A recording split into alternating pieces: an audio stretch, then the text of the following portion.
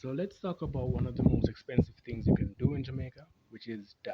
Um, there's some fees that get attached to dying that don't really get typically talked about, especially within the Jamaican context. So I'm going to try to, as best as possible, at least make you aware of some of those costs, right? So one of the biggest costs you have to worry about is the actual package that's going to come from the funeral home, and that can include a lot of stuff. So you're looking at the um, casket, you're looking at the wreath, you're looking at the programs, you're looking at the buttons and other stuff like that. But um, things that can be included also, which are typically a part of the Jamaican um, death experience. There's gonna be also a setup, which is like a pre-funeral celebration type thing, sometimes called nine night also. Sometimes it's gonna be like candlelight. There's gonna be something called a grave digging. There's gonna be something after the funeral that's called a repass. That should be typically known. We do that too. Um, so here's the thing though. A lot of these steps are optional, but typically, depending on what you want to have, you can mix and match based on your budget and maybe the family's budget. So if you're planning on dying, or well, nobody really plans on dying, but let's say you have life insurance. There's a part of life insurance where you can actually put towards handling a lot of these costs, and then whatever is left over would go towards the family or whoever you put as your beneficiary of that policy. So they wouldn't have to really worry about a lot of the heavy lifting that has to happen. So a couple of the other costs you have to deal with. If you're going to be going to the parish council with the plot of land, that's typically going to be around $20,000 for the plot of land that they're going to be doing the burial. So after the plot of land is selected, you have to worry about the materials for the grave digging. So on my previous video around this topic, I did do like a list in the comments of what you'd need. So it's not only the physical materials for the building on the day; it's also gonna be the like food and stuff for the guys that are gonna help out. Typically, if you're gonna do it like um, outside of the funeral home package, because you can actually include that, but that would be a bigger expense. So, all right, let's say the typical funeral home package is around basic. We're talking just bare bones. Is let's say around 350,000. If you want, that's just um, that's just the casket, the couple buttons, if you know the programs and stuff like that. You can actually add on where you want them to kind of handle the digging for the grave digging part also, which will be an additional expense. So with that is the materials needed. Um, Typically though, how it's traditionally done in Jamaica, that part you separate them. So then family members can come together and kind of contribute to the event itself. So somebody will put towards the materials, or maybe a couple of people put towards those. Some will put towards the food for the day. Some will put towards maybe the refreshments. Some put towards the um, water. Anything else that's typically needed, maybe the transportation part of it too. Somebody has a van, they'll help out with that. So you can either do it through the funeral home itself or you do it as a collective, right?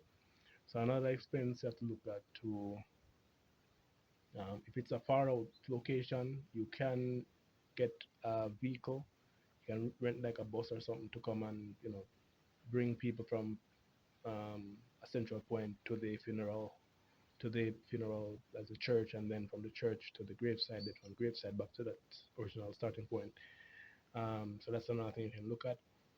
In the funeral itself, on the funeral day, next thing you have to look at is gonna be the musicians. So sometimes you have to pay the musicians that are gonna be performing on the day. Not really the singers and stuff, but like whoever's gonna be like giving the background music. So maybe the pianist, and if you have maybe somebody else gonna be accompanying them. Maybe they want just a small fee, nothing too much. Typically looking at around maybe $5,000 to $6,000. Could be a little bit more, depending on factors going into what they would be doing. And so after so you have the candlelight, which will be pretty much lighting candles up to the person's house that they last lived. The grave digging is going to be another expense. Then uh, it's the setup that's going to be the next part after that. So before the grave digging, though, sorry, there's the paying for the grave spot. If you're going to the parish council to do that, that's going to be like $20,000, depending on where the plot is located. But if it's going to be like a cemetery that belongs to the government, typically it's going to be around $20,000. So hold on, let me show you. All right, so if you look at this, you can see that it's 20,000. This is from Manchester, though, Manchester Parish Council. I don't know if maybe in other municipalities it's a bit different, but it's typically $20,000 for all. Um, so they do have like Melrose that's a bit different. If you want like a specialized, so let's a vault, that can cost a bit more. So that's up to $100,000. If you want to do a double vault, that's $200,000. So if you want them to handle the tombstone or a headstone, that can be another $2,000 there. So it depends on what you really want and what you can afford. If family does come together and help out, or if the person had life insurance and that can help out with all of these fees, that does help a bit. Um, may make a video next on like where you can go to like get funding to help with a lot of stuff. So let's say you want to just keep it simple and just want to get some help from maybe the government to help with burying the person. If they had like a NIS, that's the National Insurance Scheme, if they were paying into that for long enough, they could qualify to have a percentage of their funeral expenses covered by the NIS scheme. If they were a part of PATH, also PATH has a $75,000 grant, funeral grant, that you can put towards that if they were under the PATH program also. Typically, you can't do both. It's going to be one or the other. But typically, the NIS option will be covering more. So just keep that in mind. If they qualify for that, you can actually apply and then work it out with the funeral home of how that would look on your side. All right.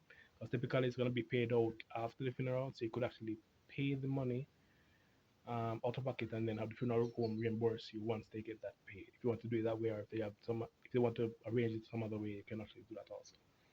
Another thing too, after the funeral, hopefully this isn't too jumbled, but there's also gonna be the repast, and that's another needing of food and refreshments and all of that. So you can decide if you want to have the repast at the graveside, if you want it to be back at the church, depending on the logistics of how far it is, or if you want to do it at the home of the person or some other central point that the person typically would, be, or somewhere that's convenient. As the planner, you get to decide that also. So that can run into the 200,000 depending on what you're gonna be doing for the meat and the juice and the person that's gonna be preparing the food and all that. But yeah, so those are the expenses. So pretty much it's four major occasions, four major things, four major hurdles. It's the grave digging, it's the setup, it's the funeral itself, and the repast. So as I said, it's optional to do these. So if you don't want to do a setup, you can actually have like a prior vigil instead. You know, that would be way cheaper. Maybe just do like a pot of soup on that day. If you don't want to do um, the part where you do the repass, you can not do the repass if you don't want to do that and save that money back. You know, if you don't want to do the repass, you just let the church know to let the people know that there's not going to be a repass, and then they will announce it in the program so that people just know to head home after. Um, so yeah, let me know if you have any questions. That's it. That's it.